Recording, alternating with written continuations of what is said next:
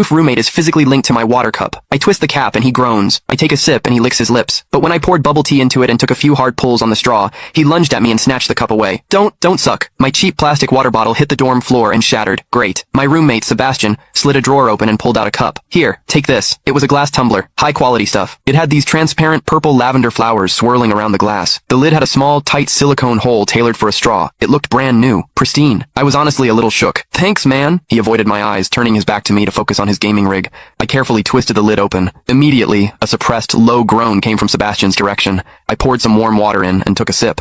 Sebastian sucked in a sharp, jagged breath. His hand on the mechanical keyboard trembled, his fingers slipping off the keys. He licked his lips, looking like he was enduring some kind of torture or intense pleasure. His lips were thin, the Cupid's bow sharp like a knife. Looking at them made me want to bite them. Yeah, okay, I admit it. I'm into Sebastian. I swear to God, before I met him, I was the straightest guy in the state. After high school, my only plan was to get to college and bang a hot, bubbly cheerleader. But the moment I walked into this dorm and saw Sebastian, that plan went out the window. 4 years of college and he's the only one I want to mess around with. But I couldn't tell him. No way. I was terrified that if I spilled my guts, we wouldn't even be friends anymore. Because Sebastian is straight. Like, painfully straight. Only 2 weeks ago, he turned down a senior, a varsity swimmer, total stud, who asked him out. After that, Sebastian came back to the room and sat at his desk with a face like thunder for hours. The guy must be a raging homophobe. Maybe it was because the cup was a gift from my crush, but that warm water tasted sweeter than usual. It had a weirdly good aftertaste. I grabbed a straw from my desk and shoved it deep into the hole on the lid. The second I did, a strangled moan ripped out of Sebastian's throat. He bolted up and sprinted into the bathroom. Weird. We were just gaming. Why the hell did he suddenly need a shower?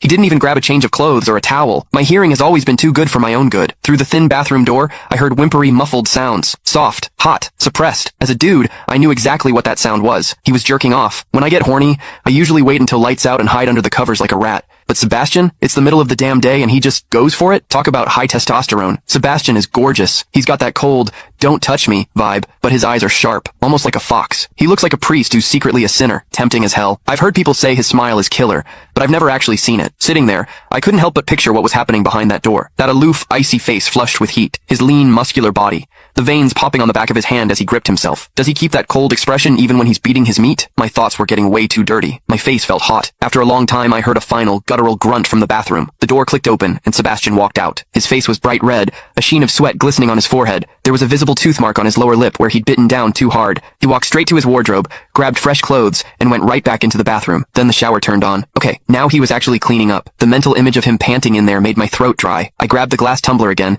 and chugged a few large gulps. The water in the bathroom stopped, then started again. It took him forever to come out. When he finally did, he looked at me with this weird, resentful glare.